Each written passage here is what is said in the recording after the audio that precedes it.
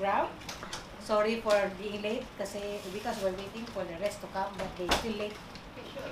And it's too much given allowance already.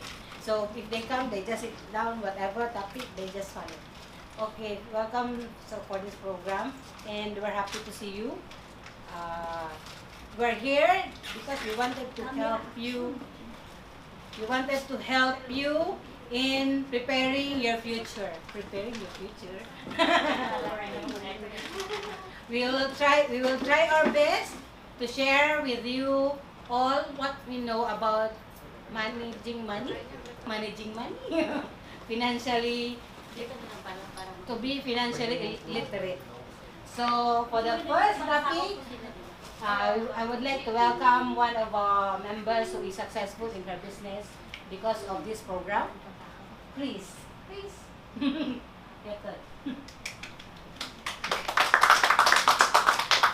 Magandang umaga po sa ating lahat. Good morning. Ano gusto ko mag-English natin ha? Okay. Sorry. You want me to sit beside you? She will translate. May translator. Translator? Interpretative dance ba? Kailangan din? Thank you so much. Bakit nga po ba tayo nandito ngayon sa ibang bansa? O bakit po tayo nandito ngayon sa Singapore? Ano po yung mga purpose natin o ano po yung mga ating mga dahilan? Ikaw, ate, bakit ka po nandito ngayon? Bakit ka nandito ang bansa? Ano ba? Pagtrabaho. Bakit? money. Para? Money. Para? Ay. Yung purpose mo po? Bakit mo gustong kumita? For what? Si Ate Berlita. I'm here to support my family and to support myself too. Okay. How about you, sister? Is to change the life. I mean from nothing to have little bit. To uplift the life of the To family. improve their lives. Thank you, sister, for sharing. And salamat po mga ate. Bago nga po pala ang lahat, gusto ko po munang sabihin sa inyo na napakagaganda niyo po at napakagagwapo niyo sa umaga nito. You're so beautiful. Ayan, nakapagsipsip na ako sa inyo ha. Me too. Yes. Sana po, hindi lang po yung pangalan ko yung inyong maalala. Sana po, pati rin po sana yung ituturo ko sa inyo, sana po maalala nyo rin po. Ako nga po pala si Chris Suarez, na may 12 taon na po ako nagtatrabaho, at katulad nyo rin po ako, isang kasambahay. At sa 12 years po na pagiging OFW ko, nagkaroon naman na po kami ng munting negosyo, at ito nga po yun.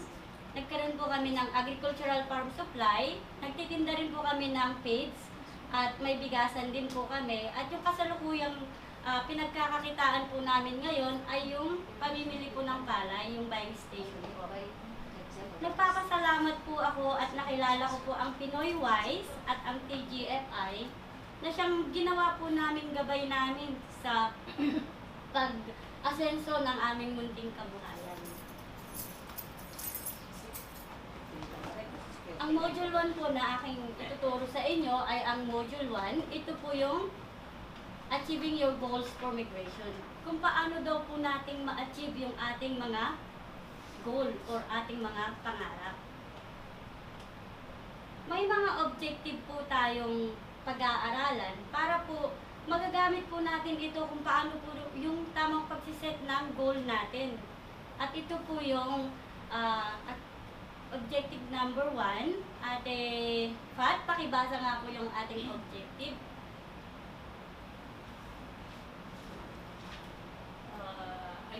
Identify your current financial situation and the reason why you are in your current state. Salamat po, ate. At yung pangalawang objective po natin, maybe ate, can you please read it for me, the objective? Yes, please. Supat ka. Identify your short-term and long-term goals calls for migration. Thank you, thank you. At po, yung huli po nating ay sabay-sabay nga po nating basahin. Value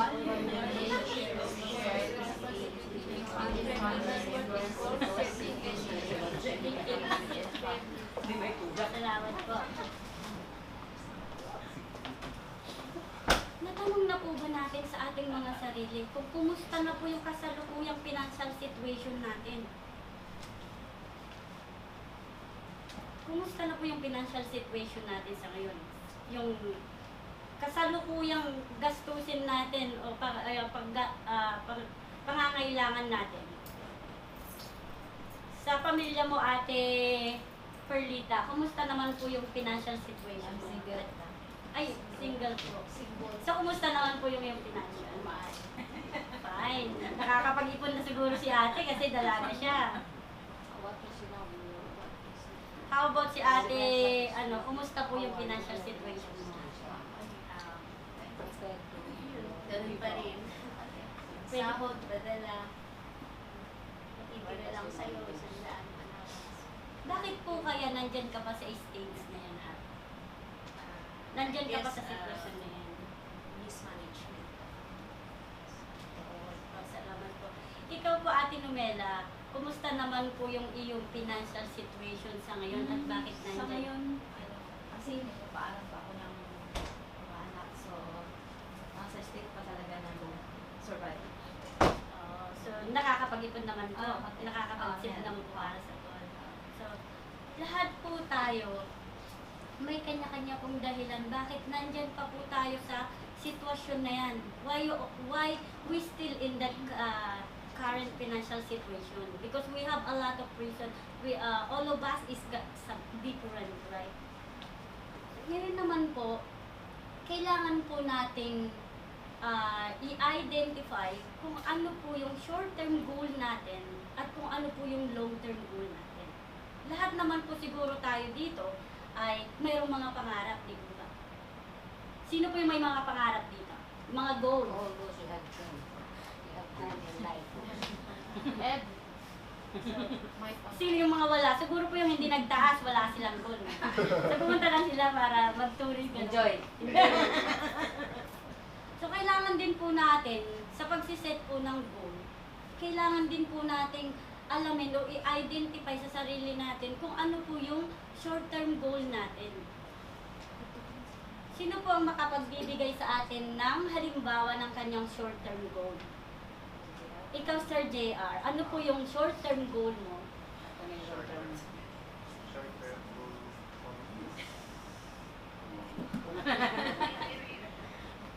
No, Financial.